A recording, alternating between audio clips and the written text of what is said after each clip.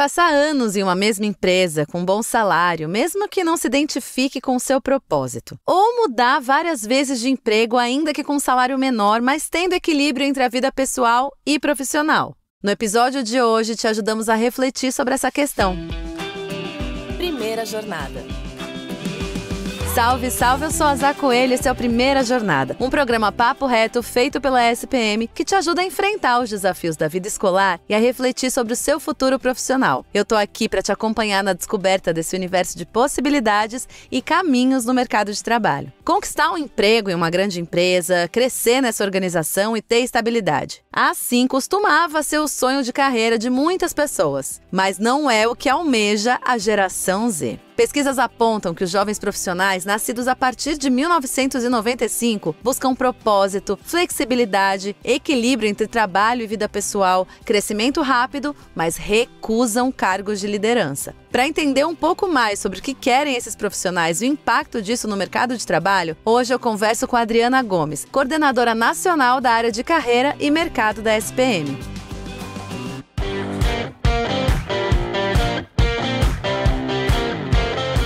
Seja muito bem-vinda mais uma vez ao Primeira Jornada, Adriana. É um prazer estar com vocês, Zá. Bom, vamos falar então sobre essa nova geração e como que eles estão se comportando aí no mercado de trabalho, né? É importante entender, falar sobre isso, entender as peculiaridades de cada momento, né? O que você sente, Adriana, de diferente na forma com que as gerações mais jovens se relacionam com o mercado de trabalho, comparados com as gerações anteriores? Olha, eu posso dizer que a geração Z talvez seja a geração que tem sofrido mais bullying em relação ao mercado de trabalho, viu, Zá? É uma geração que frequentemente, né, busca muito mais do que salário. Então, eles estão muito mais preocupados com a questão de alinhamento do trabalho com os valores pessoais. Então, empresas que têm um apelo mais forte em relação às responsabilidades sociais e ambientais tendem a atrair mais essa geração, né? Eles buscam uma flexibilidade e um equilíbrio maior entre a vida de trabalho e a vida pessoal. Está meio que uma briga no mercado em relação a essa questão da flexibilidade e do equilíbrio entre vida e trabalho, porque as empresas estão querendo que os jovens, né, ou que as pessoas voltem para o ambiente físico. Sim. E os jovens não querem voltar para o ambiente físico, porque essa geração Z, né, são os nascidos entre 97 e 2012, mais ou menos, é uma geração que aprendeu a trabalhar em casa, na pandemia. E como eles valorizam mais a flexibilidade, o trabalho remoto é muito mais atraente, porque é uma geração que busca e que valoriza o equilíbrio entre a vida pessoal e a vida profissional. Porque eles viram os pais tendo uma rotina de trabalho bastante diferente. Os workaholics, lembra dos workaholics? Opa! Que trabalhavam muito, sem muitos limites e tal, e muitos pais ausentes por conta do trabalho, ou que adoeceram por conta do trabalho. Então, eu entendo que essa geração, tendo essa referência histórica e entendendo que é possível ter uma vida de trabalho produtiva, através da tecnologia, né? Então, tendo um trabalho híbrido, é muito mais vantajoso e muito mais aderente ao que eles estão buscando em relação à relação de trabalho. Legal, esse ponto é super importante, inclusive é uma questão que eu ia te perguntar lá na frente, mas vamos trazer para agora, que é esse equilíbrio entre a vida pessoal e profissional, que é uma prioridade, sim, para essa geração. E, assim, é óbvio que a gente tem milhões de pontos de vista, mas é bem positiva, né? Porque você começou a falar sobre os workaholics, né? O passado que a gente tem de lembrar, às vezes, dos nossos pais, ou mesmo da gente mesmo, né? No mercado de trabalho, vivendo para aquilo, né? E sugando boa parte da nossa vida pessoal.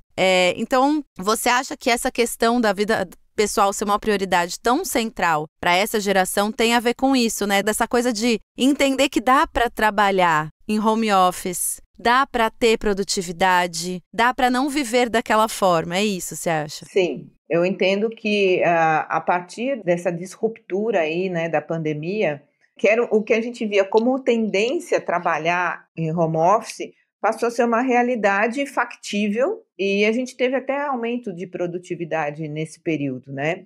Então, eu acho que essa questão do controle também é um pouco desgastante para essa geração que precisa ver propósito naquilo que está fazendo. Então, eu vejo que essa questão é uma questão central e que eles também têm um interesse grande pelo empreendedorismo, né, Zá? São pessoas que valorizam o trabalho freelancer, a tal da gig economy, né? Acho que a gente pode falar disso, de trabalhar por projetos. Então, com uma hierarquia menos rígida e que favorece esses ambientes que são mais colaborativos, com uma comunicação mais aberta, com a liderança. Então, eu penso que tudo isso faz com que esse jovem tenha uma expectativa diferente em relação à relação de trabalho do que as outras gerações. Viveram, né, a possibilidade disso, né? Enxergaram assim na vivência mesmo. Viveram e deu certo, esse que é o negócio, né? Exatamente. E essa questão que você falou muito da liberdade, da colaboração coletiva, muito diferente daquela hierarquia tão rígida, exatamente. Estou pensando que isso vai dar um reflexo para as próprias empresas em relação às lideranças. Com certeza. Né? A adaptação vai ter que acontecer. Esse entendimento do todo é importante de se fazer uma reestruturação mesmo, até mental, dentro desse processo todo do mercado de trabalho, né? Sem dúvida, Zá, sem dúvida. E a gente tem um levantamento aqui que mostrou que 70% dos integrantes da geração Z pediram ajuda para os pais na hora de procurar um emprego. E 25% desses pais levaram esses estudantes ou profissionais para as entrevistas. Você acha que o envolvimento dos pais nesse processo é algo positivo ou pode dificultar essa autonomia, essa proatividade, de repente, desses jovens? Zá, essa é uma questão que eu, como trabalho com o mercado de trabalho, como coordenadora nacional de carreira da ESPM, estou sempre em contato com os RHs das empresas e com empregadores de uma maneira geral. E esse é um ponto que vem surgindo com frequência. E eu acho que, assim, vale a pena, né? Eu falando um pouco como psicóloga também, existe uma linha muito tênue. E aí eu falo para os pais que estão ouvindo o nosso podcast, que existe uma linha muito tênue entre o apoio e a interferência. Quando os pais eles assumem a liderança desse processo, ou seja, procurar a vaga para o filho, redigir o currículo para o filho, os pais conectarem à empresa, assim, os pais estão prestando um desserviço para o desenvolvimento da autonomia dos seus filhos. Porque se ele não consegue desenvolver essas habilidades que são cruciais aí na busca do emprego, a capacidade de resolver problemas, da autogestão, essa autonomia ela vai sendo enfraquecida. Então, acho que o envolvimento dos pais ele pode ser positivo no apoio, no incentivo, no vamos lá, você vai conseguir, ou então dando suporte em relação à frustração, porque vai existir a questão da frustração quando não passa no processo seletivo. Agora, o ato de os pais levarem os filhos para as entrevistas é um sinal claro de que esse limite do apoio já passou a ser prejudicial. Entendi. Sabe o que é pior? É muito mal visto pelas empresas. Eu ouço isso. Adriana, você não vai acreditar. Mas e aí vem o relato de que foram os pais que foram na entrevista junto, ou quando a entrevista é online, o pai está do lado, sabe? E aparece na tela. É uma coisa assustadora. Então, é muito mal visto, assim, de uma forma negativa pelos recrutadores. Então, atenção, pais, com o limite entre o apoio, o incentivo e a interferência. E pensar assim, no que efetivamente você, pai, está ajudando quando você toma uma atitude como essa. Acho muito bom a gente trazer esse ponto, porque eu acho que, enfim, essa reestruturação de gerações faz com que também a gente erre, né? E peque pelo excesso. Isso é uma coisa que pode acontecer. Mas acho que você trouxe um ponto interessante, que é essa coisa de lembrar mesmo quão importante é a gente saber como chegar no lugar. A gente passar por aquele nervosismo é bom, né? Sim.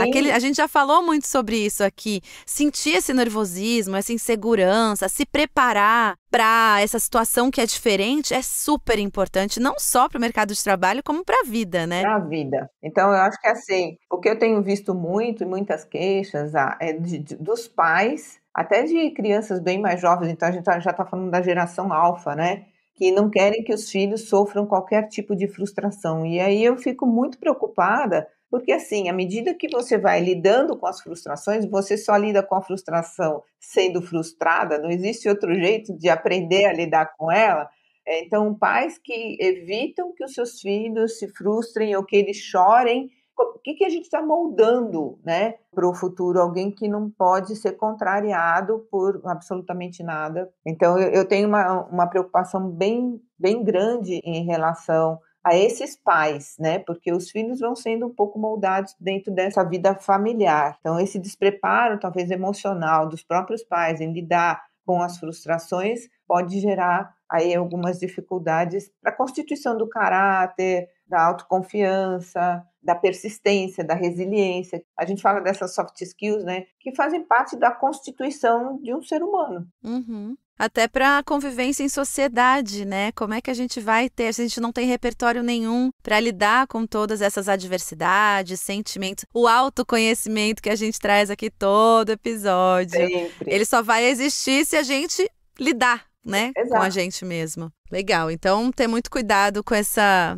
linha super tênue, né? Exatamente. E aos pais aí, assim, não é que não seja importante ter o apoio dos pais, porque o ingresso no mercado de trabalho é um processo desafiador mesmo. Então, é importante ter o apoio da família, o incentivo, ter alguém torcendo por você, mas que não suprima o aprendizado desse processo. É o equilíbrio, né? Porque nas gerações mais antigas a gente tinha a exigência do sofrimento quase. Não precisa ser aquilo, mas também não precisa ser a ausência dele, né? Tem que achar um equilíbrio aí. Boa, isso mesmo. Agora a gente vai pro intervalo, então, e volta já já. Na ESPM, a inovação não é apenas um diferencial, é uma exigência. Um lugar onde celebramos o inusitado. Aqui, o aprendizado vai além da sala de aula. Vivemos experiências internacionais e aprimoramos habilidades além do tradicional. Criamos networking de verdade, sendo referência na produção de conhecimento. Juntos, vamos liderar o futuro, seja ele qual for. E aí, vem com a gente? ESPM, o inusitado em constante movimento.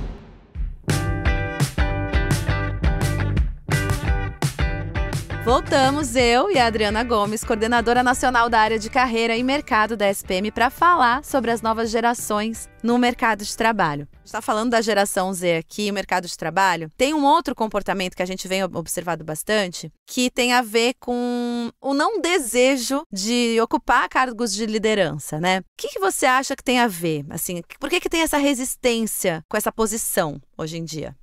O que eu penso é que, assim, quando a gente está falando de geração Z, a gente está fazendo uma generalização macro. Essa ressalva acho que é importante a gente dizer. Super. Mas para muitos jovens, o sucesso não é mais medido apenas pelo cargo, pelo status, pelo salário. Para muitos jovens dessa geração, inclui também ter tempo para suas experiências, para viagens, para relacionamentos significativos, para autocuidado, coisa que, pensa, em outras gerações nem se falava disso. Hoje tem muito mais abertura para se falar de saúde mental no ambiente de trabalho. Ainda bem. Que antigamente não se tinha e era um grande sofrimento. Acho que nós temos ainda, eu como psicóloga, ainda acho que existem várias barreiras que precisamos avançar, mas a gente já está dando aí um salto importante na percepção dessa questão, porque eu costumo dizer sempre que a gente passa mais tempo na relação de trabalho do que em qualquer outra relação na vida. Sim.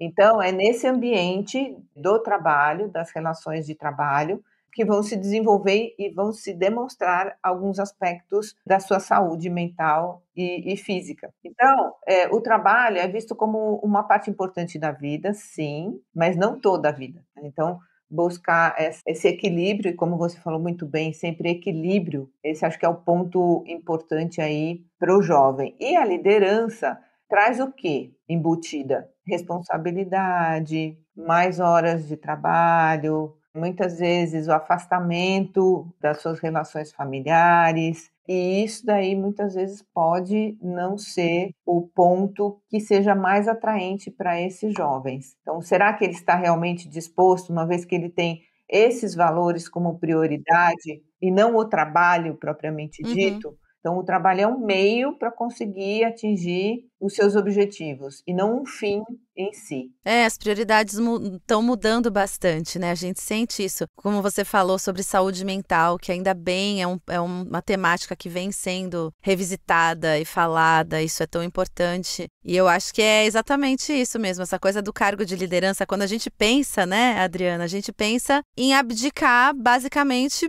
boa parte da vida, né? Para você estar ocupando aquilo, gerindo tanta coisa. E aí a gente vai esbarrar em outros temas que a gente já conversou outras vezes, né? Por exemplo, eu percebo que muitas moças, meninas, não querem ter filhos, mulheres não querem mais assumir cargos de liderança também. Então, existe essa questão e às vezes até algumas ambiguidades, né, do empoderamento feminino com mulheres não querendo assumir postos de liderança. Escolhas, né? Escolhas, exatamente. Eu acho que as pessoas têm que aí eu falo para as empresas, para as pessoas que lidam com a geração Z, tentar entender um pouco mais os propósitos, né? E o que as empresas podem fazer para trazer o lado bom dessa geração para dentro de casa. Porque ele existe, né? E como você falou, é uma geração que está sofrendo tanto bullying, mas, gente, tem muita coisa interessante, inclusive, que é um ponto que eu queria perguntar para você. O que você acha que as empresas, os líderes, as líderes podem aprender com isso, né? Porque tem muita coisa legal para tirar dessa nova postura, dessa nova perspectiva. Recentemente eu dei um treinamento para uma empresa e um dos temas que eu abordei foi a multigeracionalidade. E esse é um fato importante, né? Pensar que as lideranças talvez tenham que aprender e rever os modelos de liderança baseado em comando e controle, que é o que a gente mais vê frequentemente. Eu acho que assim, tem que haver paciência e tolerância de todas as gerações com todas as gerações. Pela primeira vez a gente está vendo essa multigeracionalidade convivendo no ambiente de trabalho, muitas vezes com um jovem sendo gestor de uma pessoa mais velha. Esse entendimento do que a relação de trabalho com os colaboradores pode trazer de ganho. Então, que esses líderes que são mais velhos, e a gente espera que eles sejam mais experientes e sensíveis, que eles sejam mais acessíveis, que sejam mais empáticos, que consigam ser mais transparentes, que promovam mais a colaboração e não a competitividade. Que uma coisa que eu vivi muito na minha época era a competição entre os colaboradores. Era muito cansativo, inclusive, desgastante, porque no final você estava com um colega do lado, mas o que era incentivado era a competição o tempo inteiro. E eu penso que a colaboração ela pode ser muito mais positiva para o resultado final das empresas. Mas aí precisa administrar o ego, precisa lidar com as suas limitações, com as suas dificuldades. Acho que tem todas essas questões aí que os mais sêniores talvez tenham que voltar para a caixinha de novo e olhar com mais resiliência mesmo o cenário atual, né? Porque como dizia a música da Elis Regina, o novo sempre vem. Então, como é que eu lido com esse novo? Porque jovem é jovem, e o jovem dos anos 60 foi um jovem revolucionário, dos 70 foi revolucionário, dos 80, e é uma revolução diferente que a gente está vivendo hoje por conta da tecnologia que invadiu o nosso dia a dia. Então, essa é a primeira geração totalmente digital, né, que nasceu nativo digital mesmo, e então vem com essas marcas do tempo mesmo. Então, assim, um pouquinho de paciência e de boa vontade para entender o que está acontecendo. Acho que todas as partes aí precisam ter um pouquinho de benevolência para poder conviver melhor e tirar o máximo de proveito do que cada um tem para oferecer. Muito bom, e isso envolve mais uma vez a gente falar de autoconhecimento, né, Adriana? Você falando de você saber as suas limitações, você também ter noção do todo, do contexto. Eu acho muito legal você falar que é um momento multigeracional, porque todas as gerações têm que se entender. E é isso que você falou, às vezes as pessoas mais velhas, com mais experiência, elas se prendem nesse conhecimento, né, para se provar e se preservar, né, ou se valorizar, e não precisa, porque às vezes tem uma coisa tão interessante vindo que pode inclusive te colocar em um lugar mais legal, sabe? Mas também foi uma época em que as pessoas não podiam mostrar suas fragilidades, né? Exatamente. Então, essas pessoas foram moldadas e forjadas numa época em que qualquer fragilidade deveria ou precisaria ser escondida. E hoje o jovem não tem receio de falar que está triste, que está desmotivado, que está, enfim, que ele é mais transparente em relação aos seus sentimentos. Então, assim, todo mundo aprende o tempo inteiro. Eu penso que essa coisa, né, do autoconhecimento, e que eu repito sempre, é que até o nosso último suspiro a gente vai estar aprendendo alguma coisa sobre nós mesmos. Então, é um processo. E também as gerações novas entenderem que quem tá aí há um tempão tem muita coisa para ensinar também, gente. Assim, é uma troca muito rica se a gente souber fazer, né? Maturidade não tem atalho, né? Exatamente. É só vivência e, ó, um passo atrás do outro e tamo aqui. E sempre abertos, né, Adriana? Vamos ficar abertos para ouvir e aprender com todo mundo, que eu acho que vai ser bom para a sociedade em geral. E então, assim, pra gente encerrar, a gente tem aquele nosso quadro, Adriana, Dica de Mestre. E pra você contar um pouquinho com a sua experiência, né? Vamos dividir essa experiência. Pra quem tá ouvindo a gente, uma dica que se você tivesse ouvido lá atrás, talvez esse caminho seu tivesse sido um pouquinho mais leve ou facilitado de alguma forma. Bem, eu diria que, assim, autoconhecimento, que não pode faltar. Invista no autoconhecimento. E seja, assim, generoso com o novo. Tenha paciência com os processos de aprendizagem. A gente está aprendendo, as coisas são cada vez mais rápidas. Então, seja paciente com você mesmo e seja benevolente, né, para aprender do que o novo traz de bom para a sua vida.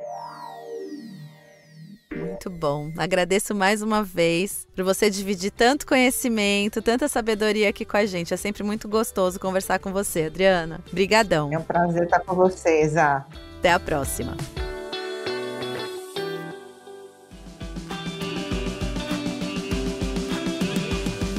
E aí, se identificou com as ambições e comportamento da geração Z? Lembre-se que o autoconhecimento é fundamental para encontrar equilíbrio entre a vida pessoal e profissional. Não se esqueça de seguir o Primeira Jornada na sua plataforma de podcasts preferida e avaliar o programa. Este podcast foi editado pela Maremoto.